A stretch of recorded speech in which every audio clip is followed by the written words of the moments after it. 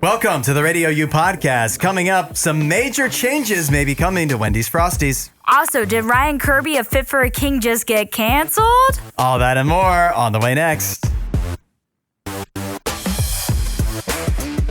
Last week we talked about how Fortnite, they've updated for the new season that you can now like rob trains. Yep. I said, that'd be fun to try in real life. It'd feel like an accomplishment. Little did I know that people actually still rob trains in 2024. I have the news in 2025 too. I have the news story here to prove it, that according to the Los Angeles Times, there's been a series of train robberies in California and Arizona. What the thieves are nabbing is tons and tons of Nike sneakers.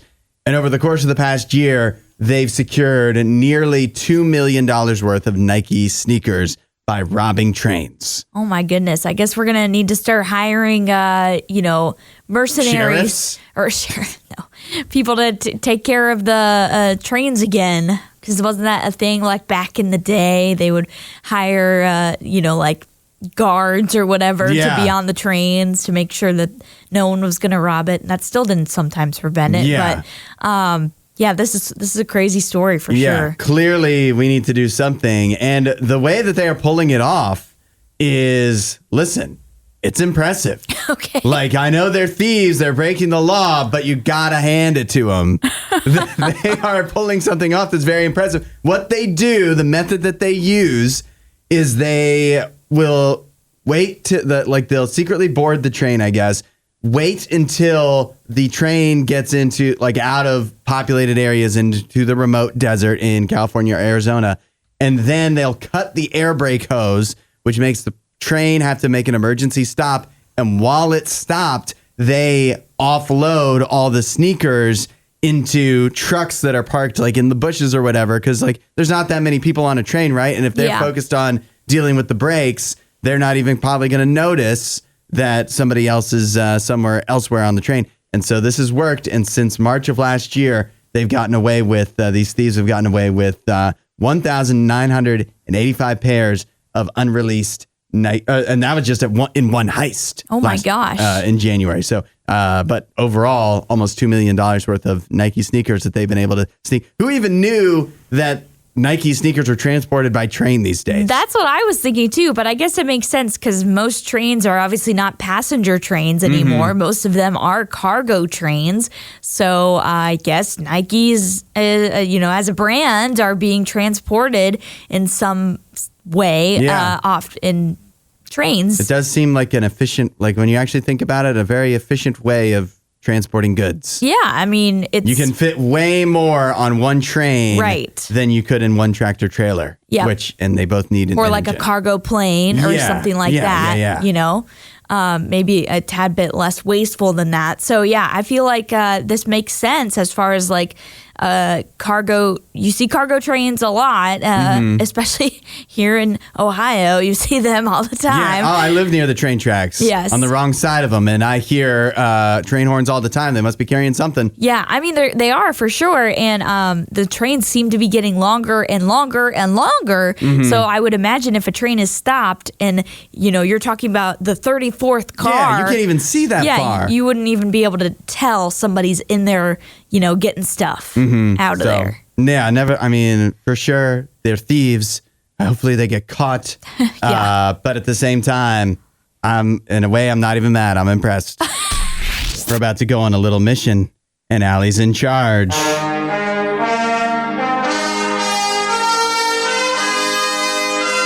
Hudson and Allie in space. You're the commander, Allie.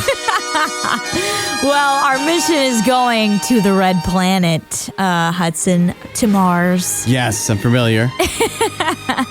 So we're finally doing it, huh? Finally going to Mars? Finally doing it. First humans. No.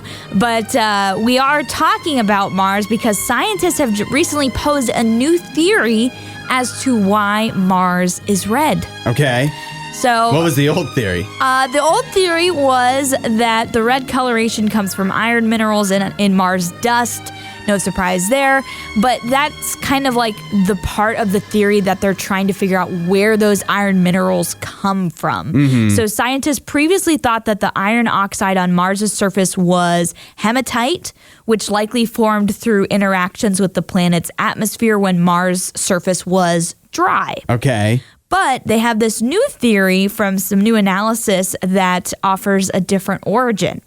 That Mars' distinct redness seems to match more with the color of iron oxides that contain water, or I think it's called ferrohydrate. Yeah, ferrohydrate. That's how I'd say it. Okay.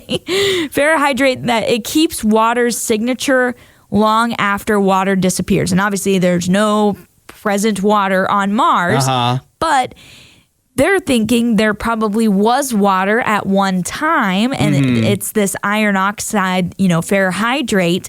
And even though the water is no longer present, you're still seeing that ferrohydrate because it's something that stays, long past the water being there, but it leaves that distinct redness and dust that we see on Mars that makes it the red planet today. Okay, so is this good news? If it's true.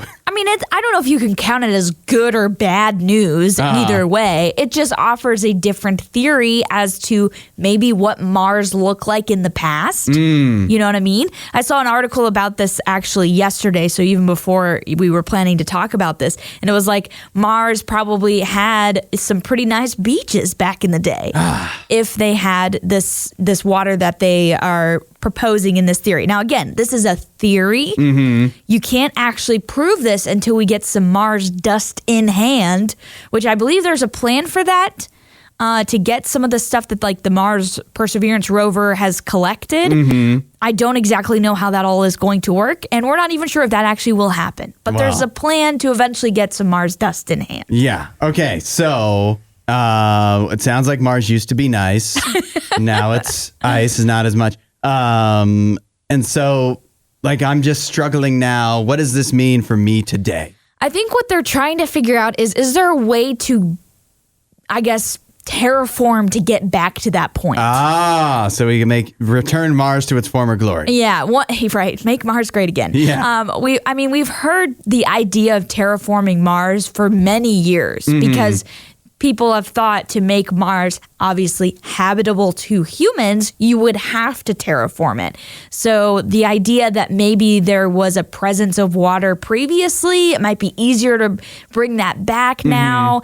I don't entirely know how the science of that works, but I think that's what they're trying to figure out, is if it's more potentially probable that we could get back to that. And it seems if we know there used to be water, then it feels more likely that we could possibly figure out a way to make water once again. Sure. But also that just sounds like now we're all of a sudden getting into are we just being optimistic? Are we finding the truth, or are we finding what we want to find? Well, coming up with theories that we want to be true. Yeah, and that's the thing, is we won't know until we actually finally get the dust and are able to actually analyze it. At this point, it's all just we look at it and we think maybe that could be why. Yeah, and we have no timeline on that. No.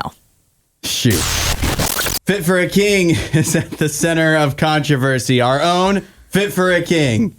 Somebody literally posted this out on TikTok. They said, "Hey, Fit for a King, I was enjoying your gig as a person who's never listened to you. But why would you advocate to fans to crowd surf? It's banned in a lot of places." This is a quote. "One might get kicked in face and have glasses break into their eyes, or have a broken neck when someone falls on it. Not cool." This fan wants to outlaw crowd surfing at Fit for a King shows. Not just they want to outlaw crowd surfing, they are upset and they lost their enjoyment of Fit for a King because Fit for a King had crowd surfers. My favorite part of this is that on X, this was posted by a metalcore account. Yeah. And then Garrett from Silent Planet retweeted it and was like, "Hey, at Ryan Kirby, you're canceled." Oh, it's great. It's great. Garrett from Silent Planet is great. Ryan from Fit for a King said, "I don't even know how to respond to this."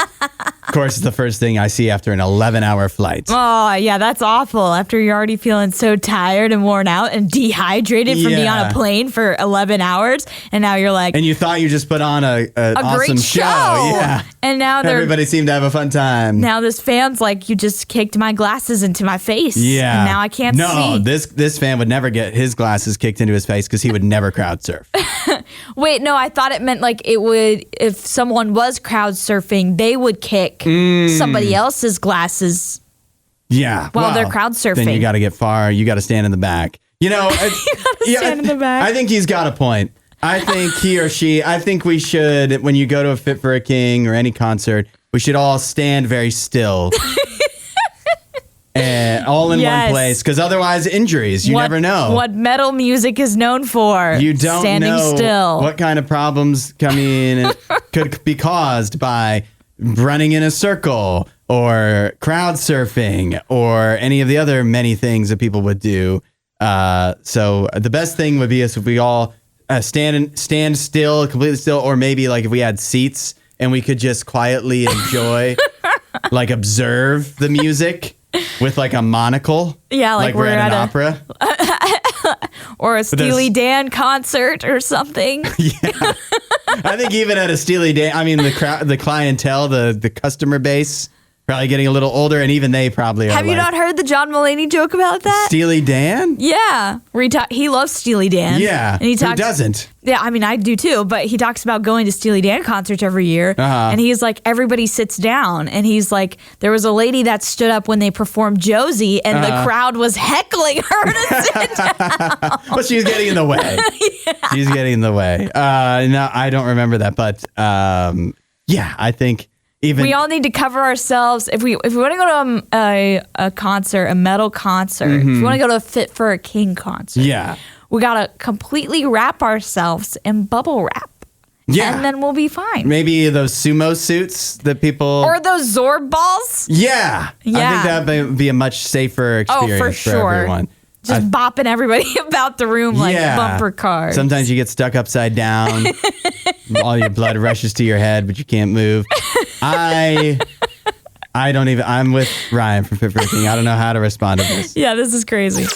It's been well documented that social media, for some, can really impact your mental health. It can really, especially Instagram, right? You see the fun-filled, happy lives that it seems people, adventurous lives that people are living on there. Yeah. And you feel a lot of envy. Yeah. You wish, why can't that be me? Why isn't my life like that? You get stuck in the comparison game. But not often lumped in with Instagram and other social media in causing these issues. But according to some, it should be, is LinkedIn. I love this quote. From Lottie Brundle, she writes for the New York Times. She says that LinkedIn has become the unrivaled behemoth of digital inadequacy. And that especially for more and more younger folks, it is LinkedIn envy has become like the thing, even more so than seeing people on Instagram living the life you wish you think you should be living. That LinkedIn is even worse because you're seeing all of these people bragging about their success, the things they've accomplished at work, how fulfilled they are, all seeming like they're making a lot of money. And meanwhile, you're over there sitting unemployed. She literally says, after she graduated, when she was unemployed after her MA, while sitting in my pants, my hand 3/4 of the way down a Pringles tube, she thought that life couldn't get any worse while she was scrolling through LinkedIn and seeing everybody else seemingly doing so well on there. Yeah, that's it can happen no matter what social media you're on, I suppose, with that comparison game again. When you get stuck in that mindset of like comparing yourself to what you see on social media and comparing what they have versus what you have. And literally in this situation, you lack something that they have, a job.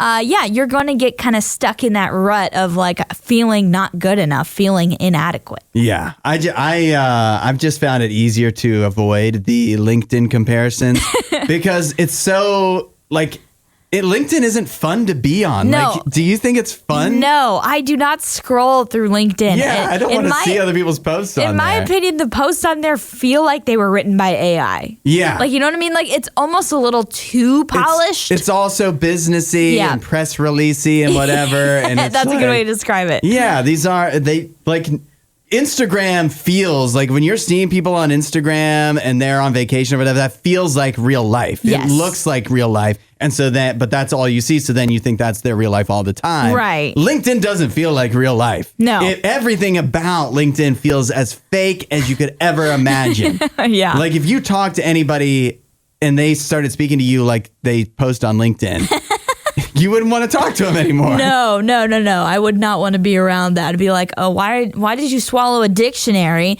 And why can you only talk to me about your corporate job? Like, I don't need to hear about your this. accomplishments. Like, quit bragging. I know that's what LinkedIn is about, and that's what it's for. So I don't want to stop it from the purpose that it's supposed to have. Like, it's supposed to be a networking thing. For some people, very helpful. Yeah, but I personally don't find any any advantages of doing that, scrolling through that. So yeah, I'm not stuck in this issue. LinkedIn it's unique in social media too, in that like you can have a Twitter or an Instagram and never really post on like you can kind of be on those. Yeah. You can be on TikTok. Like, yeah, I scroll through, but I never post or whatever.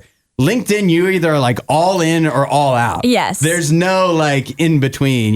There's no, like, why would anybody just scroll LinkedIn without having a purpose in mind of trying to find a job or build connections or whatever? I have an account on LinkedIn that I have tried to keep up to date. Now, am I good at that? Absolutely not, because I'm one of the all out people. But I at least have a presence on there, like an account that you can find. But if you have the app on your phone, you're probably never tempted. You're like, I wonder what's going on LinkedIn. Nope. Just on a random Tuesday. I'm not tempted, and I do not have the app on my phone.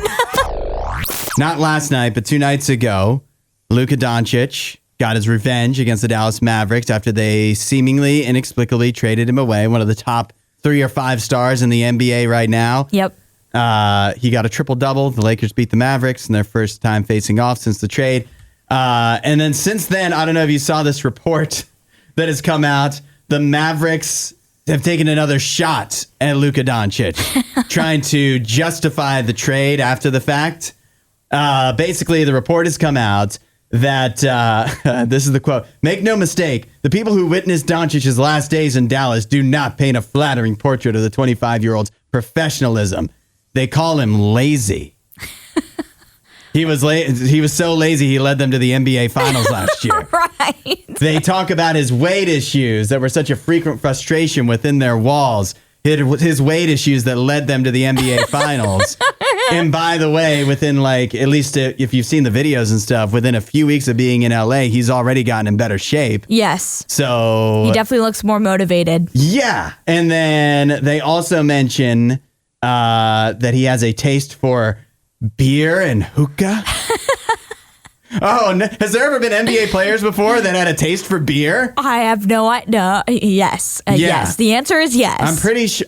Honestly, I don't even know what hookah is. But beer, like, didn't Michael Jordan, like, he would gamble and drink and smoke cigars, like, all the time. And he's one of the greats of all time. Unfortunately, a lot of NBA players live kind of a fast and loose lifestyle. Yeah. And so, I don't think you can just pin this on Luka. Listen, I know that, like, it was the Tom Brady kind of ideal, right? In NFL, like he wouldn't drink a beer during the entire NFL season. Yep. And that's great if you can do that, but that's also for adult grown men. That's a crazy thing, a crazy standard to expect from every single player on your team ever, all the time. Right. When these are like young guys, and but that and to use that as the reason, like, because he liked to have beer. And so we had to get him out of here. He's lazy. Yeah. I really feel like the like now they're trying to kind of up the ante of like give us more juicy details about why they wanted to get rid of him. And it's really not working. It's backfiring because it was a terrible trade to begin with. We have talked about this before. really, Nico Harrison fleeced himself in this decision-making process because he didn't talk to anyone else. He wanted this to be a big old surprise. Well, this was a big old kick to your own face. Yeah. Because you just ruined your franchise by getting rid of a cornerstone and giving them to a competitor in the same conference. How dumb do you have to be to do that? Yeah. You just blocked your own way to get to the finals each year by putting Luka on another team that you would have to beat. It's, you could have traded him to the East somewhere and maybe never had to face him once. Yep. Even if you guys did get to the finals or whatever, what are the odds? But yeah, it's crazy. Yeah. And the beer and hookah, and then they say that what is this is a quote, will likely lead to catastrophe in the next 5 years or so. Yeah, what does that mean? They believe that his time in the NBA is coming to an end. Are you talking about he's 25 years old now? Right. He's not going to retire, so you think he's going to crash out so hard, or that he's actually are you claiming that he's going to die? I know, obviously, if he's drunk driving or whatever, you run that risk. So, it's not it's not impossible, but to assume that, you're not saying that he's drunk driving. You're saying he likes beer. You're not saying he's doing hard drugs that you could overdose on and kill you. Right. You're saying he likes beer and hookah and he's lazy. Maybe. Way different. Right. Maybe what they're implying is there may be some type of Nancy Kerrigan-esque planning going on here. Some saboteurs. Maybe some Slovenian mob. Involved or something like that? They might not be from Slovenia, but they could be from Dallas. Yeah, I guess they might have. That's the only way I feel at this point that they win this trade. Yep. Baseball bat to the knee. Some kind of foul play. Foul play on there. It is so crazy. And I feel too, all these complaints they have, it's maybe clearly he's more motivated, at least at this point in LA. So maybe you need to look in the mirror and say, why can't we convince this guy to get in shape? I think you might be onto something there. When LeBron could essentially do it in a month's time. Yeah. You know what else I'm excited about, Allie, of course, is the Oscars. Yep. Coming up on Sunday night. And with many of the movies that are nominated for Oscars, and this is not unique to this year, but you watch the movie and it's this big epic thing. And it concludes with you almost feel by watching it that you accomplished something, Dune Part 2 or A Complete Unknown or Wicked even. Oppenheimer? Oppenheimer, yeah. You walk away from the movie and it ends with it's a hero's journey and it ends with they accomplished something and it almost feels like you did, you get to almost that same feeling of satisfaction. I guess because you were rooting for them the whole time. Right. You get some of the credit or whatever. But a great movie can make you feel that way. And again, that's certainly not unique to this year. That's a lot of things that we look for in movies, some of the superhero movies and whatever. Right. That's how you want classic storytelling. Yeah, that's what you want to walk away feeling like. And I feel like movies can be a great outlet for that.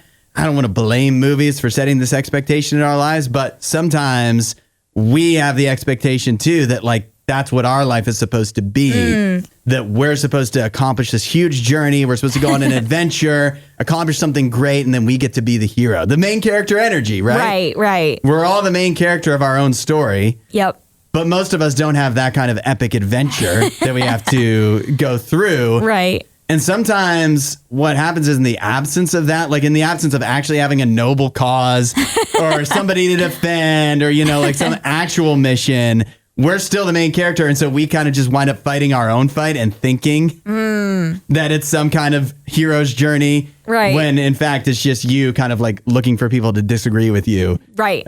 Looking for people to fight. Or just looking for purpose, looking for meaning in something that really can't give it. Yes. Yeah. And so here's something I've learned, in part actually from movies, because they can teach you this too, but even more so from a relationship with God. And that is that the purpose and the great accomplishments and the hero's journey can come in the ordinary life. You don't have to go on an Avengers style, on a Dune Part 2 style adventure and have a battle and whatever. It doesn't have to be that way. There's a lot of great things that aren't going to get you headlines, but that you can accomplish in your own life that may seem ordinary at first because many people do them. but that doesn't mean they're easy. Yeah. And that doesn't mean they aren't meaningful. And not only can that add a lot of meaning to your life, but it can add a lot of meaning to the people around you as well.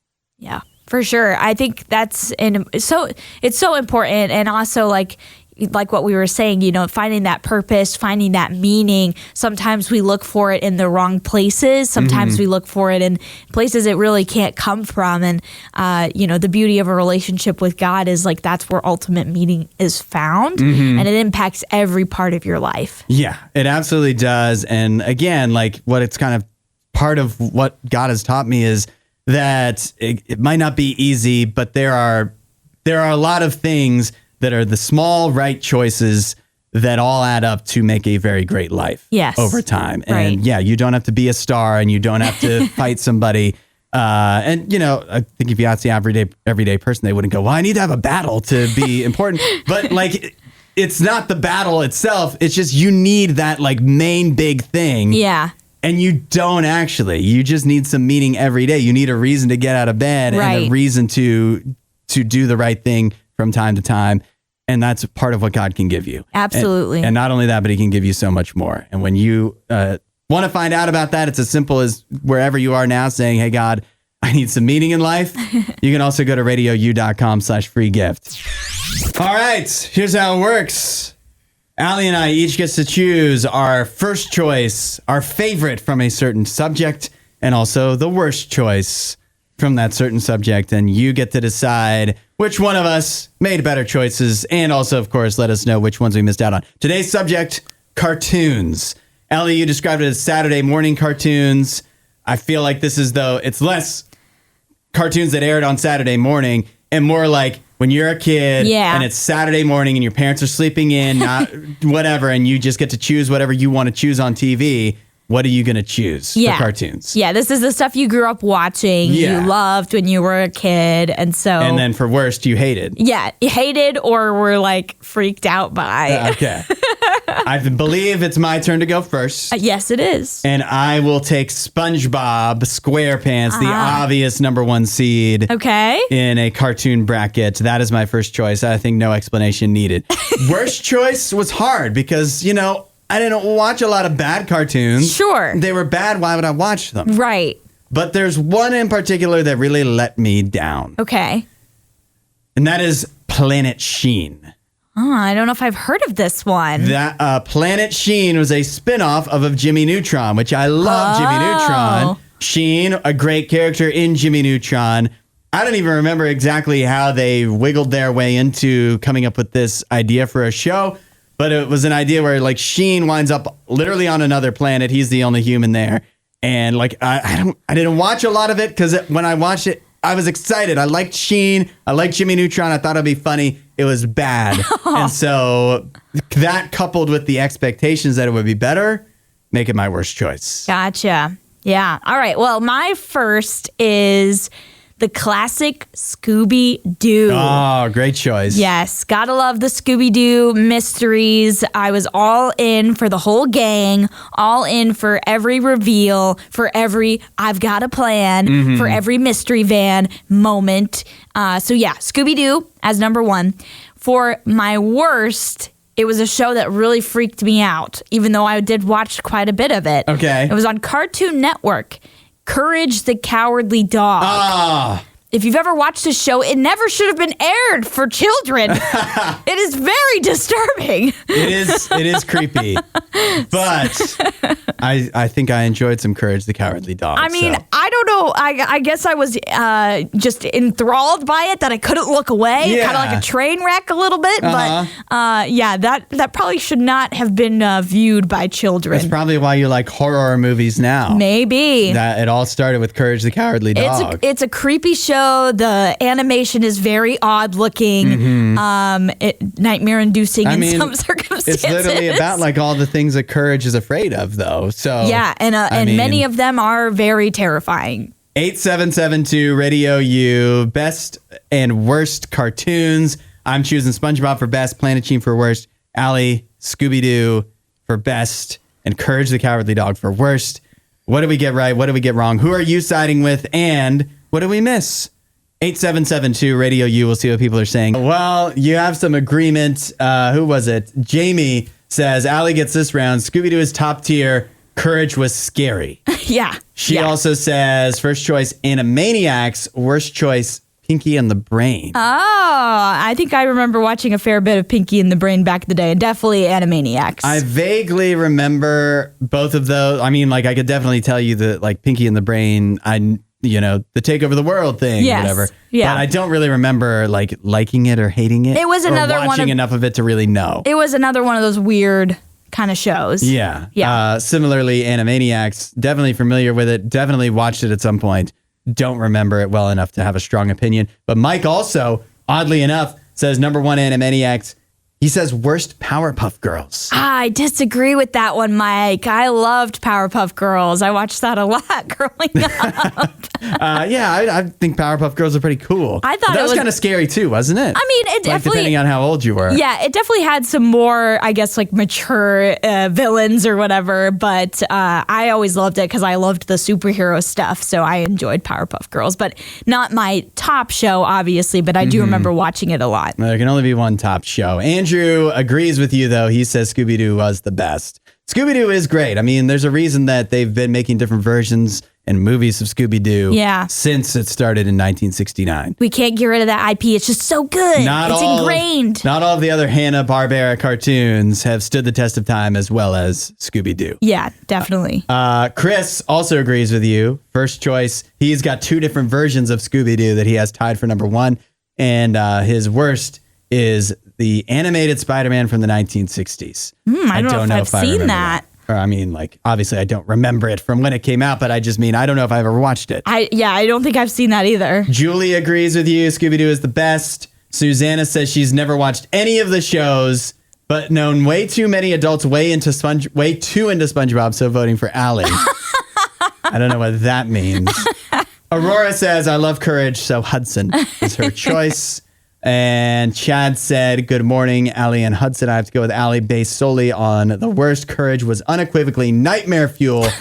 And he likes Batman, the animated series, and Justice League. Batman, the animated series is a great show. I remember. Yeah, I watched a lot of Batman, a lot of Batman Beyond, a lot of Justice League. Yes. A lot of Super Friends, that's older, which was goofy. The Wonder Twins, why were they in the show?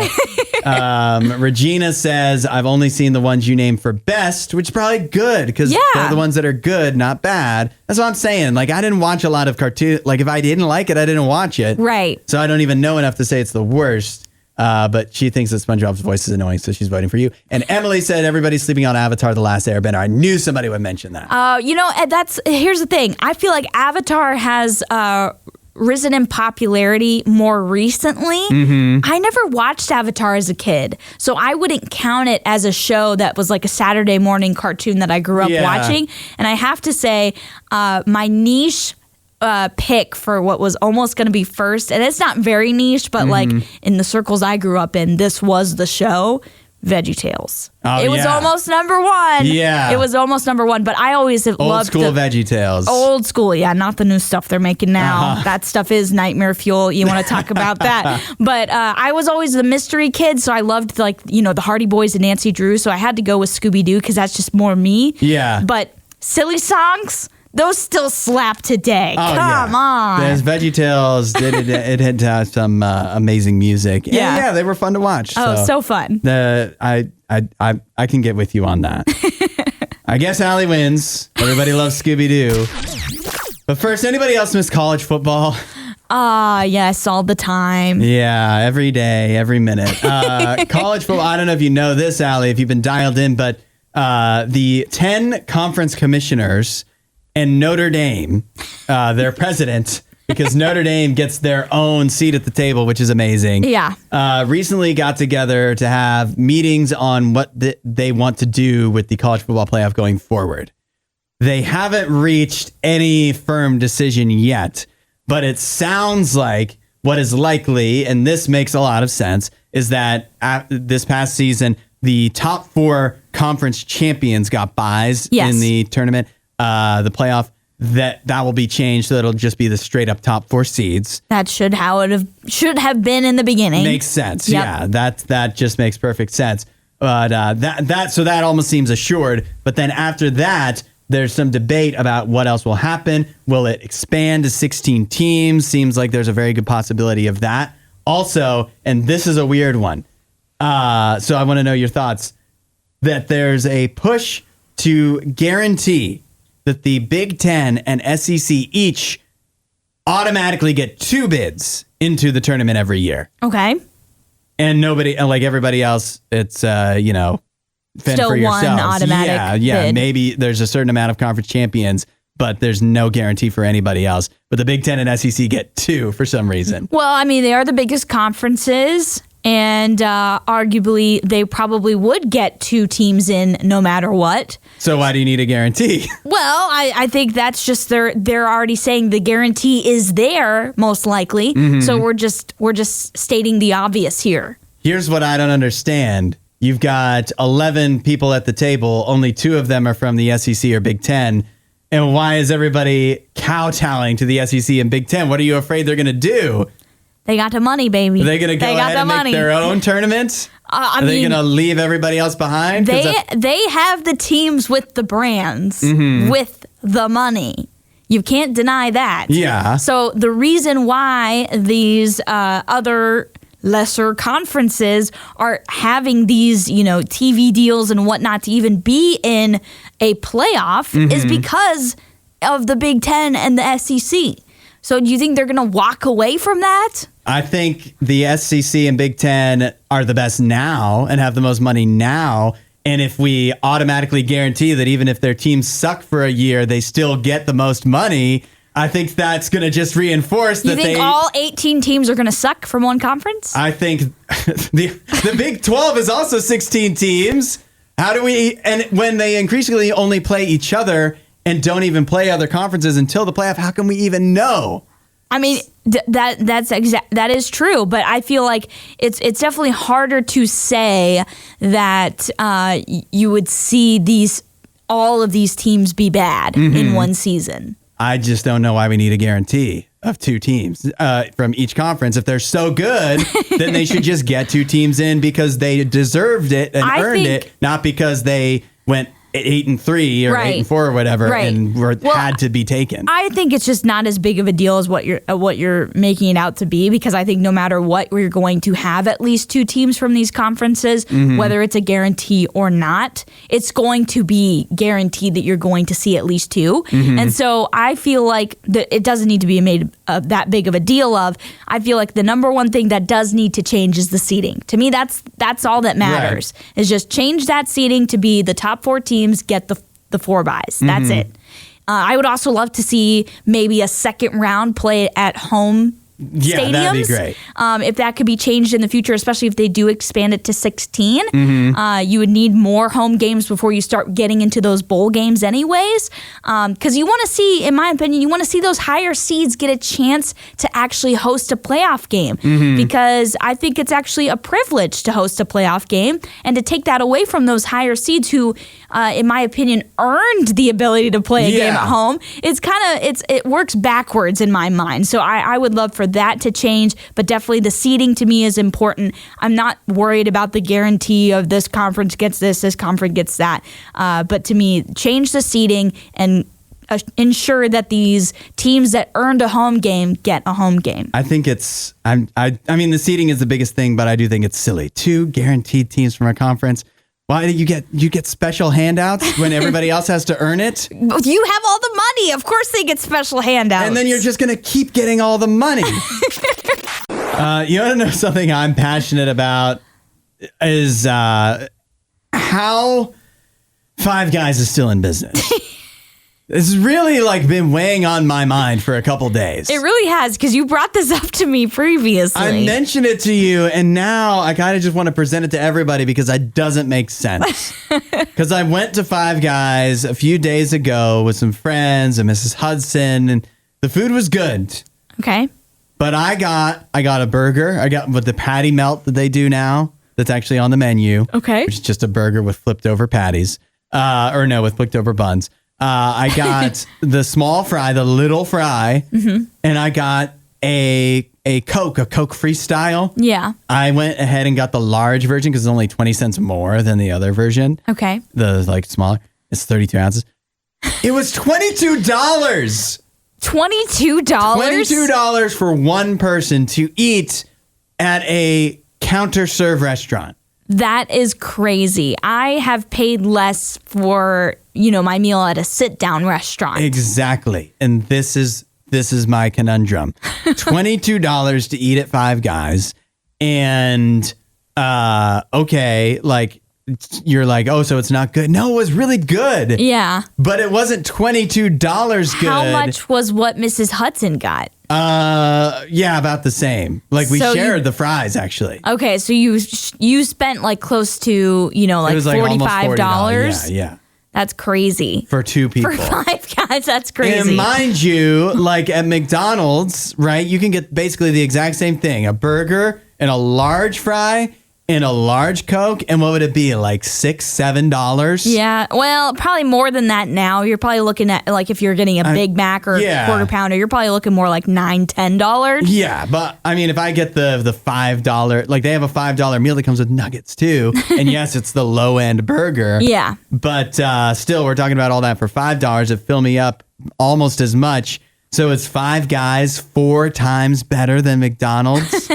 I mean, some would argue probably yes. I don't eat at Five Guys a lot. This is what I told you off the mic when you brought up this question to me. I don't eat at Five Guys a lot because there's not really one super close to where I am. There's one nearby, but it's kind of inconvenient to go there. And maybe because also you're not rich. I was going to say, and now I'm pretty sure that I wouldn't be eating there even if it was close by because that is astronomical. It's insane. And I get it. Like sometimes it's worth spending up for food. You want to treat yourself or whatever. But if I do, then I should be treating myself to like a meal out. I can go to BJ's and I'm talking the restaurant, not the wholesale club. I can go to BJ's and get like a meal that comes with like an entree, a side, and then get a bazooki afterwards. And that's like $13. So I cannot fathom. I cannot go to Five Guys again. Yeah. And I like it. It's really good, but it's not $22 good. I just can't picture how so many people are going to keep them in business when it's so expensive. Yeah, I mean, I know they've been known for like kind of the gourmet burger type of deal or closer to gourmet than just traditional fast food. But if you're going to a sit-down restaurant and paying less than $22... I'm paying like half the price. Right, for your meal and getting, in my opinion, sometimes even better food than what you can get at Five Guys, that should tell you it's like, this is too much. Yeah, either that or maybe some people are out there, these are the people that keep Five Guys in business, they're going, well, Hudson, the BJ's is actually low quality. How can you pay that little and expect so much? And I don't know. I don't even know. This is pretty exciting news, Hudson. Okay. Wendy's, well, I should say not Wendy's, but some people have reported that Wendy's has a new plan for their Frosties. Ooh, that'd be a big switch for them. Yes. The Frosty's been around for a long time, and until very recently, there was nothing. It was just a Frosty, and that was it. It's been the classic Frosty forever, but some Instagrammers that are like food bloggers, they collabed on an Instagram reel to announce that they have a source within Wendy's. Deep Throat? Yeah. Deep Frost. Yeah. Who is giving them some info on what might be coming to Wendy's as far as their Frosties go. So soon, again, this is all alleged, customers will be able to customize their Frosty with the new Frosty Swirls and Frosty Fusions. Frosty Swirl will let customers add caramel, strawberry, or brownie batter swirl. Frosty Fusion, they said, customers can mix in sauce and various sweet treats to a chocolate or vanilla Frosty. So kind of similar to something like maybe McFlurries, like Oreo and M&M, or a Blizzard from Dairy Queen. So similar with, adding different ingredients in. So yeah, these are reported. The Frosty Swirl is reported to be added to the menu in April. Frosty Fusion in mid-May. Just in time for the summertime when we'll all be maybe a little more likely to want to dabble in the Frosty world. Yes. It's interesting that this is the tactic that they're taking to, I mean, Wendy's, a big company. I'm sure they know what they're doing. But to me, like, Allie, how often do you get a Frosty at Wendy's? Not often at all. I mean, I literally never get a Frosty. Yeah. So, like, I want their food to be better, not the Frosty. You know what I mean? I know some people that get a Frosty every time they go to Wendy's. Yeah. So I know it's beloved, and I feel like this is a fun thing to try out. I know we'll probably try some if they add it. It's actually crazy, even though we never get Frosties, that we haven't had the Thin Mint Frosty yet. Right. And so we might have to make a plan to do that next week. But I mean, it sounds fun. I'm glad that Wendy's has branched out and maybe realized that just the boring, tired old chocolate and vanilla Frosties aren't getting the job done anymore when Dairy Queen and McDonald's and Cold Stone and others have come in and made ice cream a lot more fun. Now listen, there's something to be said about the classics. There's something to be said about the OG original way of how we do things, how we enjoy things. So I don't want to say that there's something wrong with the Frosty, but I will say I'm excited to see what these will taste like. I'm intrigued. For me, I'm the type of person where this definitely isn't going to win me over to choose Wendy's. But I feel like, too, this could make Wendy's, like, some people do this, especially if you get the key tags or the coupon books or whatever, which I know are very popular for Frosties, too. But, like, it's so rare if I do want ice cream that I would choose Wendy's because I'm going to go to Dairy Queen or something where I can get something a little more fun. Sure. But if Wendy's can have something fun and also it's cheaper and maybe somebody in the car wants a burger and you want ice cream, then you make everybody happy. Yeah.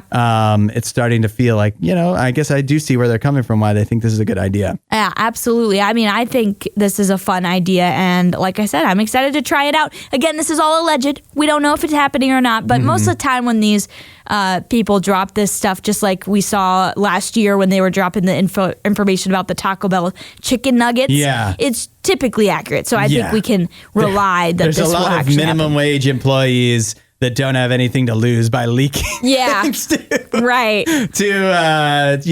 Instagram sources and whatever. And I'm probably not even going to pay a price for it. So I will say I have so many Wendy's rewards points. And so now I really want to cash them in. I really want a Baconator right now. Radio U, where music is going, 8772 Radio U. You can use that number for anything, including sharing your thoughts on Love is Blind. Allie and Sparkle, I know it's been all the talk among at least you guys, and I've seen there's Talkle online too. I haven't watched any Love is Blind. So what is the situation that's going on right now? Allie, like, give us the scoop. Well, you know the basic format of it, though, right? Like, you date people in, like, pods so you can't see each other. You can only hear each other's voice. Yeah. And the goal is to get engaged and then to get married. So that's the concept. Yes. Okay. Yeah. So just like real life, really but it's on Netflix. Yeah. Super healthy. Yeah, no. They don't get the most toxic people ever to be on these TV shows. Oh, yeah. With like super baggage and, like secret girlfriends and boyfriends. Never get those people. That's crazy. Not at all. Not at all. So this year they're in Minnesota for this season that they're airing right now on Netflix. And we are kind of close to the end of the season, and there's two main couples that are kind of the focus of the drama. Mm-hmm. The first couple is this couple named Lauren and Dave. And Dave my nemesis. Dave is literally set up as like walking red flag, the big villain of season 8 so far. Yeah. And what's happening with them is that there's some friends of Dave that claim that they know this guy that Lauren dated. I put that in quotations because she didn't actually date him. She was just kind of casually talking with him and going out with him every once in a while, but they weren't actually boyfriend and girlfriend. It wasn't official. No. Yeah. But she had seen him before going on the show Love is Blind. And so this guy that she was talking with is making some pretty crazy claims from the outside world. Yes, and it just he's like off his hinge. Like he edited himself into a Love Is Blind flyer. Oh. He edited himself into it. Like that, and this guy is already the most like troll looking dude. Yeah. Like I was like Lauren's pretty, and if this is the guy that she had a situationship with, I'm like, who was like not in their right mind while they were dating the whole time? Yeah. One of them wasn't. Yeah. It's a whole thing, and it just feels like Dave is just not listening to Lauren. He just doesn't want to give her any type of credit or trust or anything, and all he wants to do is listen to his really honestly not great sounding friends. And the episode that just was the last set of episodes that they just released, it ended on kind of this cliffhanger of like his friends are coming over and they're gonna hash this out, and Lauren's crying and it's all crazy. So that's drama number one. Okay, so let's pause there. What do we want? What are we cheering for? Lauren, we want this couple to work. What? I thought we didn't like. I thought Dave is a troll. Is Dave a troll? Well, Dave is a troll right now, but he just needs to get over himself and like actually listen to what Lauren is saying and stop listening to his friends. Sparkle, is there hope for Dave? No, there's no hope for Dave. Immediately going onto the show, he said, "Oh, I always date really shallow, and I'm trying to change myself." So I'm basically he did say that. Change myself. First 5 minutes of the conversation, he's like, "I'm real shallow. I'm really only about looks, but I'm gonna try this out." Like, that's basically what he says.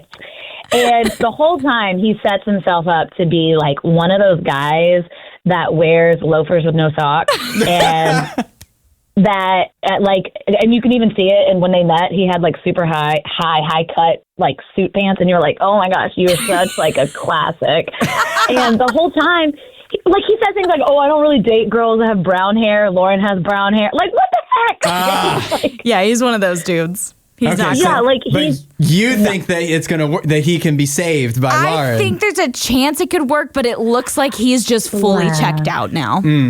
Yeah. I think he's checked out because, and they're like really playing up his family drama. Like his sister hates the show, and she's like all part. conspiracy. Yeah, oh my gosh, I deep dive on that on TikTok. Got way too into that. But like his sister's like, I'm gonna expose this show basically of like what a lie it is, and like sister hates it. Friends hate Lauren's situationship guy. But then they're showing the sister on the show. She hasn't been on it yet, but it looks like she hasn't been on it. Yeah. Okay. Yeah. So this is only drama number one. This is only drama number one. You gotta stay tuned for part two. All right. Let's. I need you to guys fill me in on drama number two. So, Radio U, where music is going. 8772 Radio U. It's Hudson and Allie, and Sparkle is joining us because she heard that we were talking about Love Is Blind, and yours were burning, basically. I was like, how can I get on the show quick enough? I got thoughts and opinions. Like, yeah. She is. You're driving into oncoming traffic on the phone right now, just so that you can. I mean, it's my whole like identity for the last 2 weeks. Like I'm in 4 group chats about Love Is Blind from 4 different groups of friends because that's how serious I am about this show. I haven't been in 4 group chats in my life. Okay, so we got the scoop on Lauren and Dave. Yes. And wait, so the finale is about to happen, right? Yeah, they're about to air the last episodes of this weekend. Yeah, this Friday. Okay, on Netflix. Yep. Okay, so we know about Lauren and Dave. They've been releasing it like in little clusters. Little that's kind of like what 3. they do. They release it, yeah. Okay, what is the other drama that doesn't revolve around Lauren and Dave? Yeah, the other drama that the last episode just ended on was a couple that has been really, really good throughout the whole season. Like, has felt like the healthiest or one of the healthiest couples on the show so far, and that is Sarah and Ben. And what are they healthy? Sparkle, is that true? You think they've been healthy? You think they've been healthy? They are my like enemy number 2. I have never liked them. Well, I felt like at least they seem to be communicating with one another, but there were some unhealthy aspects as far as like it seemed like Ben was compromising some of his values to get into a relationship with Sarah. I didn't like that part, but it felt like they were working it out. And then all of a sudden in the last 15 minutes of the last episode, it was just like everything broke loose. It was like, oh boy, here comes the chaos, here comes the drama. And that was a person of unnamed female posted a TikTok saying that Ben was this horrible person. She had dated him and done her wrong. And Sarah finds this or had been sent this clip, I guess, on her phone. And so she's like, they're just hanging out in their apartment. And Sarah opens up her phone and she's like, this is why I hate having phones. And so it ends with this drama because Ben's like trying to play it off like it's no big deal. I didn't really even talk to this person. I don't even remember what happened, blah, blah, blah, blah, blah. And Sarah's like, what do you mean you don't remember what happened? She's saying you're the worst person ever. And so that's kind of where that drama is at right now. We just got the cusp of it. Oh, so that's that. Like, there's still much more that we don't know. For sure. That's going to start the next episode pretty hot because I don't know if you knew this, Allie, because, you know, I've been in the TikTok world about it. Ben is a YouTuber. Really? Ben is a YouTuber. So my theory is Ben never liked Sarah. He knew what he was getting into. He was just going on the show to get more followers. A girl posted a card that was like, when you go on a date with Ben, he gives you this card being like, you just went on a date with Ben the YouTuber, and it's like his picture and everything. I swear. I'll send you a screenshot. Yeah, that's why I'm like, he was kind of my like enemy number two. First of all, he was like flirt to convert. He was trying to date this girl that's super not valued. And then second of all, the whole time they were talking about like politics and faith and all of that, it was clear that they're not going to agree on anything. No, that was very clear. Yeah, but he's like, no, I got to pick someone because I got to get to the next stage. That's why I think he just was like, Sarah. Like, I really think that's why he did that. Like, I think it's going to come out. He did it for clout. This is Sparkle Spoils. Sparkle's converting me to think that Ben is a villain for sure. I think I'm on this side now. Yeah, he's my villain number two. Like, I was not, like, villain number two for me. I just think plus, like, if you had that chiseled of a jawline, I will not trust you. Like, immediately. Yeah. Like, too chiseled, his smile, like, veneers, like, we're done. I can't. So, I don't think it's going to work. I mean, obviously, I'm trying not to do a lot of spoilers. Like, I only, like, go through, like, a little bit of the TikTok videos because luckily people on TikTok will be like, spoiler ahead, and I don't watch those. Yeah. But I love the recaps of people's opinions because I'm, like, screaming behind the screen, too. What is the scenario on Love is Blind? Are we expecting to have, like, at least one happy couple to make you feel good at the end? Or are they all going to crash and burn? I think we might have one. I don't know what your vote is for Sparkle, but I think since they had the drama early on and were able to recover from it, I think it's going to be Taylor and Daniel. I think I'm actually going for three. I think Taylor and Daniel, Joey and Monica, and Devin and Virginia. I think they're all going to say yes. I really genuinely do. What is that? 3 out of 5? Is that That's 3 out of 5. Wow. I hope that more couples than one say yes, but if I had to give you like a sure bet, like this is the one I think will for sure say yes right now, my best guess is Taylor and Daniel. I feel good about Joey and Monica too. I don't want to make it seem like I don't feel good about them, but things have almost been riding a little too high for them that I'm nervous they might go wrong. That is true. That's a good theory. That's true. That's true. Yeah. So now you are updated. I'm fully. Are you going to watch the finale now? No, but I do want to have you guys on again. Like obviously, Allie, you're always here, but I want your all's recap. I don't think me watching it will be as much fun as you guys recapping. Oh my gosh, yeah. I need to do I will give any recap ever because like I said, I basically take notes. That's how serious I am about it. So you tell me, I'm back. I love talking about Love is Blind or Lib. That's what like the cool kids say, the LIB. Yeah. All right. Yeah. We'll have to do that next week. That's the finale will be out, right? Yep. All right. It's a date. It's a date, guys. I have some women's college basketball controversy for you. This is so crazy. It starts with the California wildfires. Okay. Of course, from January. Terrible disaster. Affected many lives. It also affected the Northwestern women's basketball team. They had a couple games scheduled versus USC and UCLA that were meant to take place in California, in obviously the LA region, at the time when the fires were burning their brightest and a big safety concern. At the time of those games, January 12th, January 15th, Northwestern decided not to make the trip to California to play those two games. They backed out in hopes that because of the safety concerns with the Wildfires in hopes that the games would be rescheduled. Fast forward to now when the Big Ten has decided that the games will not be rescheduled and they'll be counted as a forfeit for Northwestern's women's college basketball team. So some are saying, obviously a lot of controversy, is it fair to Northwestern to make them forfeit these games when obviously the Wildfires were going on at the time? Yeah, I personally don't think it's fair. Anytime there's a natural disaster that would cause a team to not be able to travel to play a game, and then because of scheduling reasons, it's just not able to be rescheduled to be played. That was completely out of Northwestern's control. It wasn't like Northwestern's like, well, suddenly we don't want to play UCLA and USC. We don't like those guys, you know. And that's not the case at all. They would have wanted to play those games. I'm sure of that. But it was a situation completely out of their control. I get that, but it's not like UCLA and USC said, no, don't come. They're the ones that are there. Yeah. USC, by the way, I mean, like, it's closer than we are at the moment. But USC their campus is nowhere near where the fires were burning. And so they didn't have to move anything. UCLA rescheduled a game. I can't remember who it was against, but they wound up playing a game at Long Beach State. So the game was moved, but still played. Gotcha. Because they were closer to the fires. But nobody said Northwestern don't come. They chose not to come. And they're like, hopefully this will get sorted out. And it didn't get sorted out in a way that they like. So I actually don't really feel all that bad for them. It is kind of sad.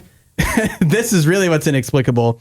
So why it's coming into focus, or why it's a bigger deal, is because Northwestern is battling to make it in to the not to the college basketball March Madness, to the NIT, to the Big Ten tournament. Only 15 teams in the Big Ten make it into the tournament. Why 15? How many teams do they have? 16, 18? I think it's 18. Why limit it to 15? Just take everybody. Right. Or like make it 8 or something that makes sense. But no, only the top 15 get in. So those last 3 get so this game actually really matters to Northwestern. They are a half game behind Purdue.